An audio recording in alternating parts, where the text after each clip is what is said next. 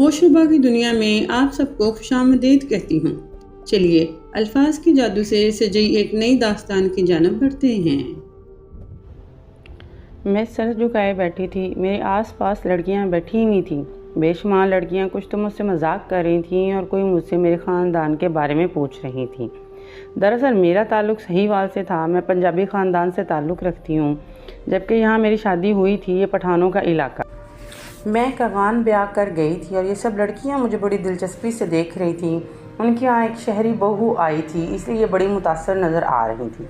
पर वहाँ बैठे बैठे मेरे कानों में एक ऐसी बात पड़ी जिसने मेरे हवासों पर बिजलियाँ गिरा दी। मैं तो सोच भी नहीं सकती थी कि यहाँ पर ऐसी रस्मों का आगाज़ किया गया है या फिर ऐसी रस्में भी कहीं पाई जाती हैं। लड़कियाँ मुझसे हंस हंस कर बातें करती हैं और कहती कि तुम्हारी शामत आ रही है। मैं समझी कि शायद मेरे शौहर से मुलाकात के बारे में ये ऐसा कहती हैं, लेकिन फिर पता चला कि रात को दुल्हन को अस्पताल ले जाना चाहते हैं। इस बात की मुझे समझ नहीं आई थी। लड़कियों ने तो सरसरी मजाक के अंदाज में मुझे ये बात कही थी कि रात के वक्त तुम्हें अस्पताल ले जाना पड़ेगा। मैंने सोचा कि शायद ये मजाक हो या फिर यहीं की औरतें इस तरह की बातें करती होंगी, लेकिन ऐसा ही हुआ। जब मैं अपने कमरे में बैठी थी अकेले, अपने शौहर का इंतज़ार कर रही थी कि कमरे का दरवाज़ा खुला और शौहर की बजाय मेरी सास कमरे में दाखिल हुई। मुझे देखते कहने लगी, माशाअल्लाह कितनी खूबसूरत बेटी है, अल्लाह ना करे इसे मेरी नज़र ना लग जाए। तुम्हारे तो बच्चे भी बहुत खूबसूरत होंगे, बिल्कुल तुम्हारी तरह मोटे मोटे और काली आंखों वाले। मेरी सास ने आगे बढ़कर मेरा माथा चूम लिया। वो वाकई बहुत सादा और मुखलिस औरत मालूम हो रही थी, लेकिन मुझे उनका अपने कमरे में आने का मकसद समझ नहीं आ रहा था। मैंने उन्हें सवालिया नज़रों से देखा तो कहने लगी, बेटा थोड़ी सी जहमत होगी, लेकिन हमारे ख़ानदान में एक रवायत है। क्या रवायत है अम्मा जी? मैंने बड़े अदब से पूछा तो उन्होंने भी झिझकते हुए मुझे बताया कि वो मुझे अस्पताल लेकर जाना चाहती हैं। ये सुनकर मेरा मुंह खुला का खुला रह गया। मैंने कहा, अम्मा जी मुझे ऐसी कोई बीमारी नहीं है जिसको ठीक करने के लिए आपको मुझे अस्पताल लेकर जाना पड़े। कहने लगी, बेटी बीमारी तो कोई भी नहीं है, लेकिन हो सकती है। बस बीमारी से बचने के लिए यहाँ सबसे ये रिवाज है कि औरत किसी शादी की रात अस्पताल लेकर जाते हैं। ऐसी कोई रात ऐसी नहीं है जहाँ पे औरत को लेकर ना जाया जाए और अस्पताल लेकर ना जाया जाए और इंजेक्शन ना लगाया जाए। ये इंजेक्शन वो हमेशा जवान रहती है, बच्चे भी सही पैदा करती है, कभी किसी औरत को मसला नहीं होता, लेकिन शर्त यह है कि इंजेक्शन शादी की रात ही लगवाना होता है। मैं अपनी सास की बातें सुनकर परेशान हो गई थी। सच बात तो ये है कि मुझे उनका ये एक भी लफ्ज़ समझ नहीं आया था। आखिर इंजेक्शन लगवाने से क्या होगा? ये ताकत इंजेक्शन था। मैं कमज़ोर थी ना मैं बूढ़ी थी। फिर आखिर मेरी सास ये बातें क्यों कह रही थी? तभी कमरे का दरवाज़ा खुला और एक करख्त किस्म की औरत नमूदार हुई। इस औरत के बाल छोटे छोटे काटे हुए थे। बाकी पठान औरतों की तरह उसने खुद को चादर में नहीं ढका हुआ था, बल्कि खुलेआम सरेआम फिर रही थी। उसके कपड़े भी ऐसे थे, देखकर लगता था जैसे वह बहुत ही मॉडर्न ख़ानदान से ताल्लुक़ रखती हूँ। मुझे लगा था कि मेरी सास की कोई शहरी रिश्तेदार आई होगी शादी पर। मेरी सास ने मुझे ये कहकर हैरान कर दिया कि ये उसकी सगी बहन है, यानी वो मेरे शौहर समंदर खान की खाला है। ज़ाहिर अदब का रिश्ता बनता था। मैंने उनको सलाम किया, पर वह करख्त लहजे में मुझसे कहने लगी, ए लड़की उठो जल्दी करो, हमें इसी वक्त अस्पताल जाना होगा। मैंने उनकी तरफ देखकर भी यही सवाल किया गया कि मुझे अस्पताल क्यों ले जाना चाहती हैं। मुझे अपनी सास ने कुछ सिखाया है कि यह हमारे यहाँ की रस्म है, तुम्हें चलना ही पड़ेगा। मैं सुनकर परेशान होगी। मैंने कहा, अच्छा मैं कपड़े तब्दील करके आती हूँ तो फिर आपके साथ अस्पताल चलूँगी, लेकिन मुझे कोई बीमारी नहीं है। वो औरत फिर मुझ पर चिल्लाते हुए बोली, कपड़े तब्दील करने का वक्त नहीं है, तुम यही जोड़ा पहन कर चलोगी। अच्छा ठीक है, मैं थोड़ा मुँह धोकर आती हूँ। नहीं, मुँह भी नहीं धोना, इसी तरह हमारे साथ चलो, बस जैसे अभी बैठी हो बिल्कुल इसी तरह, 1 इंच भी तब्दील नहीं करना। खुद को वो औरत बड़े ही तहमकाना लहजे में कह रही थी। मुझे उसके रवैया अच्छा नहीं लग रहा था, लेकिन मैं क्या करती, वो मेरी सास तो थी। सो मैं उठकर खड़ी हो गई और उनके साथ चल पड़ी। पर मुझे ये समझ नहीं आ रहा था कि आखिर ऐसा कौन सा इलाज है जो शादी की रात ही करवाया जाता है। ना मेरे टेस्ट हुए, ना मुझे चेक किया गया। उन्हें कैसे पता चला कि मैं बीमार हूँ? मुझे तो कोई बीमारी नहीं थी। मेरी सास और उनकी खाला ने मुझे एक बड़ी सी गाड़ी में बिठाया। गाड़ी इतनी शानदार थी कि मुझे इस ख़ानदान पर फ़ख्र होने लगा कि मैं जहाँ पर ब्याह कर आई हूँ वो लोग बहुत ही अमीर है। खैर, हम लोग थोड़ी देर में अस्पताल के बाहर पहुँच गए थे, लेकिन ना ही मेरी सास ने किसी चौकीदार से पूछा, ना किसी डॉक्टर से। मेरी सास ने पूछा, मुझे सीधा एक कमरे में लेकर चली गई। वहाँ जाकर खाला जी ने एक कमरे की लाइट ऑन की, जबकि दूसरी की दरमियान में मुझे लटाया गया। बस बेटी यहाँ लेट जाओ, डॉक्टर आ ही रहा होगा। ये कहकर मेरी सास कमरे का दरवाज़ा बंद करके खौफ के मारे मेरे तो पसीने छूटने लगे। मैं रूसी लिबास में बैठी थी। ऐसी कौन सी बीमारी थी? इतनी एमरजेंसी में मुझे यहाँ पर लेकर आया गया।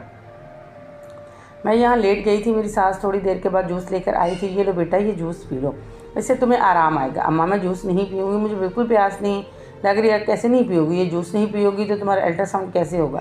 मेरी सास के साथ ही खड़ी उनकी खाला ने बात कही थी। जी, अल्ट्रासाउंड के लिए जूस पीने की ज़रूरत पड़ गई है, मैं पी लेती हूँ। मैंने गुस्से से कहा, मैं जो कह रही हूँ तुम्हें वही करना पड़ेगा। जूस पिए वरना बहुत बुरा होगा, जूस पीने तुम्हें पेशाब जल्दी आ जाएगा और अल्ट्रासाउंड भी हो जाएगा। मेरी सास की खाला, जिनका नाम मानो था, उन्होंने तकरीबन मुझ पर चिल्लाते हुए कहा था। मैंने फटाफट वो जूस का गिलास पी लिया, लेकिन मुँह लगाते ही मुझे कड़वा सा महसूस हुआ। जब भी मैंने अपने पास पकड़े टिश्यू पेपर में आधा जूस जज़ब कर लिया और उसे अपने पास ही रख लिया। मेरे पास एक छोटा सा पर्स मौजूद था जिसमें बाकी का जूस गिरा दिया। मुझे मालूम था कि अब वो सारा जूस मुझे पीना नहीं पड़े तो उसका कोई असर भी नहीं होगा। बस वो जो हल्का सा जूस मैंने पिया था उसकी वजह से मेरे चेहरे पर अजीब सी जलन होने लगी और गनूदगी छाने लगी। मेरी सास तो वहाँ से पहले ही जा चुकी थी, अब उनकी वहाँ बहन मौजूद थी। ये किसी सूरत में भी मुझे कोई डॉक्टर मालूम नहीं हो रही थी। फिर कमरा मुकम्मल अंधेरा छा गया। मुझे अपनी गर्दन पर किसी का लम्स महसूस हुआ। मैं नहीं जानती कि वो क्या था। काफ़ी देर यही अमल दोहराया जाता रहा, लेकिन मैं समझ नहीं पाई थी कि ये क्या है। बस मुझे थोड़ा थोड़ा शक था कि मेरे साथ क्या हुआ। मुझे बेहोश करने की कोशिश की गई थी। फिर मुझे आंखों पर पानी के छींटे मारकर होश में लाया गया। मैं सामने देखा तो मेरे शौहर, मेरी सास अम्मा खड़े थे। शुक्र है बेटी कि तुम्हारा इलाज हो गया, अब तुम घर चलो। तुम्हारे साथ मेरा बेटा बहुत सारी बातें करना चाहता है, उसने तुम्हारी दुनिया से लड़कर हासिल किया है, उसका भी तो हक है ना तुम पर। मेरी सास बड़ी मासूमियत औरत थी, जबकि उनकी बहन वहाँ से जा चुकी थी। हमारी आंटी मुझे इस कमरे में लिटाकर क्या इलाज किया था, मैं इससे मुकम्मल तौर पर बाखबर थी।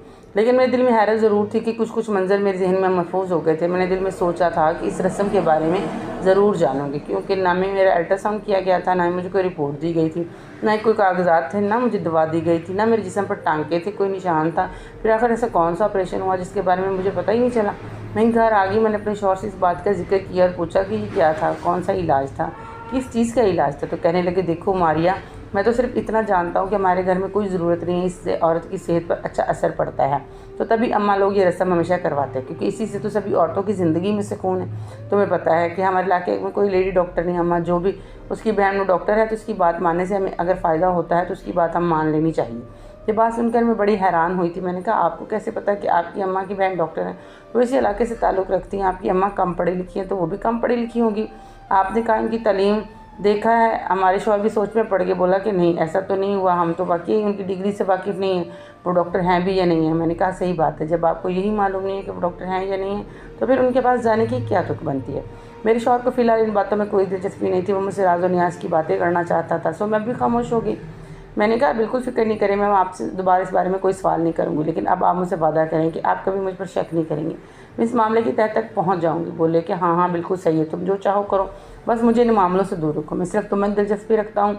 अपने शौहर की मोहब्बत और बेताबियाँ देखकर मुस्कुरा दी थी। अगले दिन मैंने इस मामले की तह में झांकना शुरू कर दिया था, क्योंकि अगले ही दिन मानो आंटी खुद हमारे घर आई, कहने लगी कि बेटी तुम हमारे घर चलो, हमने तुम्हारी दावत करनी है। मेरे शौहर भी तैयार हो गया। रात वाला वो पूरा सबक भूल गया था जो भी मुझे मानो आंटी के ख़िलाफ़ बातें की थी। ये जो मैं बिल्कुल निकले से मोहतात कहा था, इसके जहन में जा चुकी थी।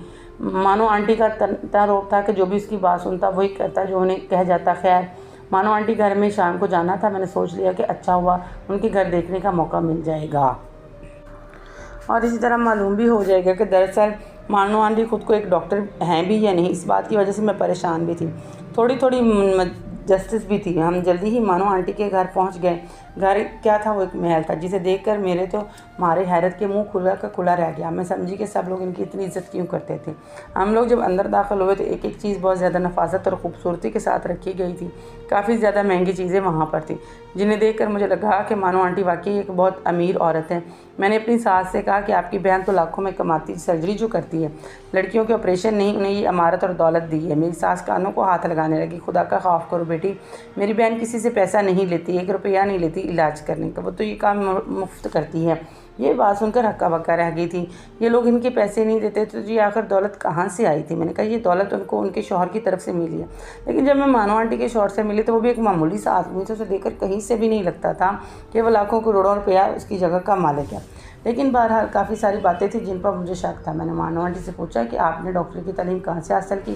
कहने लगी, बस मैं पुराने वक्तों में पढ़ा है। उनको किसी कॉलेज का नाम भी पता नहीं था। कहने के लिए इसी अस्पताल में जहाँ मैं तुम्हें लेकर गई थी, वहाँ मेरे जानने वाले बहुत लोग एक सीनियर डॉक्टर के तौर पर काम करती हूँ। मेरे वहाँ पर एक ऑफिस भी है। ये बात सुनकर मेरे जहन में खटका सा हुआ। मैंने ठान ली कि मैं उस अस्पताल में जाकर ज़रूर पता लगाऊंगी कि मानो आंटी यहाँ क्यों आती हैं। लेकिन दावत के दौरान ही मानो आंटी ने, मेरी सास ने एक ऐसी बात की जो मेरे जहन में चिपक कर रह गई। कहने लगी, मैंने सुना है कि तुम अपने छोटे बेटे का भी रिश्ता करना चाहती हो। देखिए अच्छे लोगों में रिश्ता करना, और हाँ जहाँ तुम्हें कह रही हो कि इस लड़की की सेहत के बारे में मालूम कर लेना। अगर तुम्हें पता चले कि इस लड़की में कोई भी मसला है तो पहले मुझे बताना। बहरहाल शादी की रात वाली रस्म तो मैंने करनी ही है, तो मैं इसका इलाज करा दूँगी। मेरी सास ने सादतमंदी से सर हिलाया, जैसे वो जानती हूँ कि इलाके की सबसे बड़ी डॉक्टर मानो आंटी है। मुझे इन बातों पर यकीन नहीं था। वो बातें मुझे मालूम पड़ चुकी थी। एक तो मुझे अस्पताल से इस बात का सुराग मिल सकता था, दूसरा मेरी दरबारानी के आने पर, इस रस्म में शामिल होने पर भी मुझे कुछ ना कुछ ज़रूर इल्म हो जाता। अगले दिन मैं अस्पताल पहुंच गई। वहां जाकर मैंने उस कमरे के मुतालिक पूछा, ढूंढा तो पता चला कि ये कमरा मानो आंटी अस्पताल वालों से लाख रुपये माहाना किराए पर लिया हुआ है। ये बात बड़ी हैरान कर देने वाली थी कि 1 लाख रुपये किराया एक कमरे का वो क्यों कर देती हैं। आखिर कमरा लेने का मकसद क्या है? बाकी जब उसने पूछा क्या तो पता चला कि मानो आंटी का तो डॉक्टरी से दूर दूर तक कोई ताल्लुक़ नहीं है। उन्होंने बस ये अस्पताल में अपने लिए कमरा ले रखा है। उस कमरे का वो माना 1 लाख रुपये किराया देती हैं। उन्हें छोटे मोटे बिस्तर और इस तरह की चीज़ें रखी थी जिनको देख कर लगता था कि ये वाकई कमरे का अस्पताल की शक्ल पेश कर रहा है। मैं वो कमरा देखकर बस वापस आ गई। बदकिस्मती से हम ये सिर्फ खिड़की से ही देख सकी थी क्योंकि कमरे को ताला लगा हुआ था और बाहर शीशे की खिड़कियाँ थी। इस बात ने मुझे हैरान भी किया था और परेशान भी। मैंने एक और औरत से बात की तो उसने बताया कि यहाँ पर शादी की पहली रात लड़कियों को लाया जाता है। मानो साहिबा लड़कियों को अपने कमरे में लिटा के रखती हैं, आधे घंटे पास वापस ले जाती हैं। अब तो उनकी शौहरियत फैलती जा रही है। महीने में 2, 3, 4 बार ये काम करती हैं और अब हम मोहल्ले भी उनको जाने पहचाने लगे हैं। कुछ लेडी डॉक्टर्स भी उनसे बातचीत करती रहती हैं। मैं ये सारी बातें सुनकर हैरान थी। जब मानो आंटी का डॉक्टरी से कोई ताल्लुक़ नहीं था तो उन्होंने मेरे साथ क्या किया था, वही सब मंजर मेरे जहन में चलने लगे थे। मैंने सोच लिया था कि अब मुझे क्या करना है। मैं घर आई तो मेरी सास अपनी छोटी बहू के बारे में बातें कर रही थी। ज़ाहिर है वो लड़कियां वहाँ आई तो नहीं थी और मेरी सास ने पहले ही अपनी बहन को अपनी छोटी बहू के बारे में कुछ बता दिया था, वो किस किस्म की और उसकी सेहत कैसी, तबीयत वगैरह वगैरह। मेरी सास उनसे फ़ोन पर बातें कर रही थी, कुछ परेशान लग रही थी। बहरहाल उन्होंने मुझे बताया कि असल मामला क्या है। बस उन्होंने कहा कि वो बहुत ज़्यादा परेशान है। खैर मेरे देवर की शादी के दिन करीब आ रहे थे।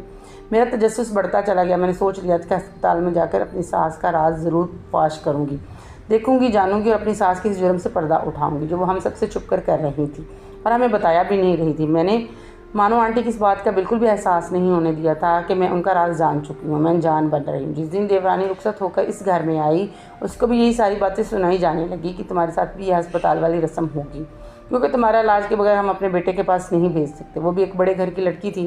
वो और करने लगी अस्पताल नहीं जाऊंगी। फिर उसका शौहर आया से बिला पुला से आकर अपनी माँ को बात मानने पर मजबूर करते हैं। यूँ वो लड़की भी इस रस्म के बैंड चढ़ गई। मानो आंटी के चेहरे पर अजीब सी मुस्कुराहट थी, जैसे अब की बार फिर उसकी जीत होगी। लेकिन जिससे वो सब गाड़ी में बैठे तो मैं भी गाड़ी में बैठ गई। मेरी सास को इस बात पर बेहद खुशी हुई। मुझे अपनी देवरानी का एहसास है। मानो आंटी को ये बात बुरी लगी थी। कहने लगी अस्पताल में ज़्यादा लोगों का रश बर्दाश्त नहीं किया जाना, तुम चल कर क्या करोगी, घर पर ही रुको। फिर मेरी सास ने मेरी हिमायत कर दी, बोली कि नहीं बहू भी मॉल देख कर आएगी तो अच्छा है। खैर मानो आंटी दान से बातें मुझे अपने साथ लेकर चलेगी। वहाँ जाते ही मानो आंटी ने एक अजीब हरकत की। मुझसे कहने लगी तुम यहाँ से बाहर चली जाओ, मुझे यहाँ पर अपनी बेटी का इलाज खुद करवाना है। ये वही कमरा था जहाँ इस दिन मैं आई थी और मेरी सास मुझे लेकर आई थी, पर मेरी सास को बाहर भेज दिया गया था। मैंने नर्स को अच्छी खासी रकम दी, कहा तुम मुझे एक और यूनिफॉर्म ला कर दो, मैं तुम्हारे जैसा लिबास पहनकर इस कमरे के अंदर की कार्रवाई देखना चाहती हूँ। तुम लोगों को तो यहाँ आना जाना भी मना है। नर्स 10,000 रुपये लेकर आसानी से ये काम करने पर राज़ी होगी। मैं जल्दी से उसका यूनिफॉर्म पहनकर अंदर आई। इस कमरे में मौजूदा एक पर्दे के पीछे छुप गए। मैंने देखा मानो आंटी लड़की भी होश होने के बाद उसके साथ जो कर रही थी वो होश उड़ा देने वाली बात थी। अब मैं ये समझी थी कि मानो आंटी इतनी अमीर कैसे थी। इस घर में कीमती सोफ़े, फ़ानूस और फर्नीचर कहाँ से आया? वो फर्नीचर जिसका एक आम इंसान ख्वाब भी देख सकता था। उनके पास एक और लड़की खड़ी थी जो कि दुल्हन को पहनाए जाने वाले जेवरात उतार कर उसे नकली जेवरात चढ़ा रही थी। करते करते उन्होंने बिल्कुल वैसे ही दूसरा जेवर दुल्हन को पहनाया। ऐसा लग रहा था जैसे दुल्हन के साथ कुछ भी नहीं हुआ, लेकिन वो तो लुट चुकी थी। उसका कीमती खजाना उसे छिन गया था। ये बात ना मेरी सास को पता थी, ना गाँव में कानो कान किसी को इस धंधे की खबर हो सकी। आधे घंटे में उनका ऑपरेशन मुकम्मल हो गया। ये मेरी देवरानी बेचारी को होश में लाकर बाहर खड़ा कर दिया गया। वो भी अरूसी लिबास में थी। बस उसके जेवर के साथ अस्पताल लाया गया, ऑपरेशन किया गया, फिर घर भेज दिया गया था। मैं ये सारी बात जान चुकी थी, पर मैंने ये बात अपनी सास को कैसे समझाती। मैंने कहा था, कहने लगी तुम ये सारी बातें झूठ कह रही हो, अपना जेवर मैके वालों को देकर नकली चढ़ा लिया होगा, इसलिए तुम ये बातें कर रही हो। मैंने कहा आपको अगर यकीन ना आए तो आप बाकी सब औरतों जिनके साथ ये रस्म हुई है उनका जेवर जाकर चेक करवा लें। आपको पता है यहाँ पर लोगों को 10-10 तोले सोना चढ़ाया जाता है, वो अपनी बहू को खाली हाथ नहीं रहने देते, तो फिर ये कैसे मान लेंगे। आपको उन सब औरतों को नकली जेवर चढ़ाया गया। मेरी सास ये सुनकर सोच में पड़ गई। बात शायद दूसरों की होती तो उनको इतना एहसास ना होता, लेकिन अब जो हो गया था सो हो गया था। वो अपने घर में भी लुट चुकी थी। उन्होंने बाकी लड़कियों को ये रस्म करवाने से मना कर दिया, पर अपनी इतनी अमीर बहन से ताल्लुकात भी बिगाड़ नहीं सकती थी। सो ये हकीकत वो किसी को बता नहीं सकती थी और आज भी दिल में कटती है। काश कि हमें इस रस्म की हकीकत का पहले पता होता तो हमें इस तरह लुटने ना देती। हमारे सालों की जमा पूंजी इस औरत ने 1 महीने में हड़प कर ली और हमें कानों कान खबर ना होने दी। कहते हैं कोई भी काम करने से पहले तहकीक कर लें। खैर फिर ऐसे हुआ कि मेरी सास ने उसको रंगे हाथों पकड़ लिया और उसको हमने पुलिस के हवाले कर दिया। वो सब कुछ ये मान चुकी थी कि हाँ वो ये करती। असल में वो ये जेवरात बेचकर स्मगलिंग का काम करती थी और स्मगलिंग में वो बाज़-औक़ात लड़कियों के जेवर भी बेचती थी और लड़कियों के जिस्मानी अज़ा भी की तस्वीरें भी बेचती होती थी। आखिरकार वो पकड़ी गई और आज मेरी शादी को 10 साल हो गए। 2 बच्चे मेरे पास हैं। मैं अपनी शादी को लेकर बहुत खुश हूँ। आखिरकार झूठ ही होता है। अगर आपको हमारी ये कहानी पसंद आई हो तो काइंडली हमारा चैनल सब्सक्राइब कर दें। अगर हमसे रब्ता करना चाहते हैं तो इंस्टाग्राम पर कर सकते हैं। साथ रहने का शुक्रिया।